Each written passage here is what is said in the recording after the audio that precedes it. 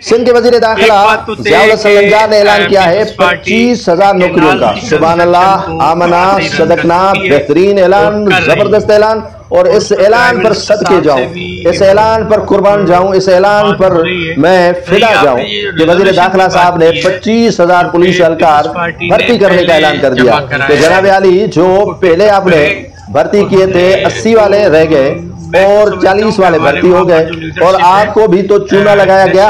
आप वो बात क्यों नहीं करते हैं कि पुलिस अफसरान ने अपने नाम या अपने फरमाइशी जो उम्मीदवार हैं उनके घुसा दिए और आपके रहने दिए।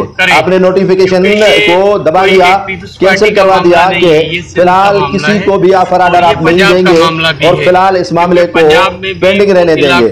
और जो सिंध हाई कोर्ट ने फैसला दिया है उसमें तमाम के तमाम सिंध के DIGs को अहकामात दिए गए हैं कि आप किसी को भी ऑर्डर नहीं देंगे। इसमें काफी शक शुबात पाए गए थे कि 40 वाला पास हो गया, 80 और 90 मार्क्स लेने वाला फेल कैसे हो गया। तो इसकी तहकीकात भी होगी और जो ब्यूरोक्रेट्स ने अपने हाथ साफ रखे हैं उनका भी लग पता जाएगा। और जो सिंध के वजीर दाखिला और दीगर जो वज़रा हैं, MPs को कोटा नहीं मिली है, उस पर भी जो है वो खिचड़ी पक रही है कि हमें क्यों नहीं इसमें जो है वो शेयरिंग दी गई है। तो अफसरान ने कैसे अपने ही बंदे इसी में शामिल करवा दिए हैं।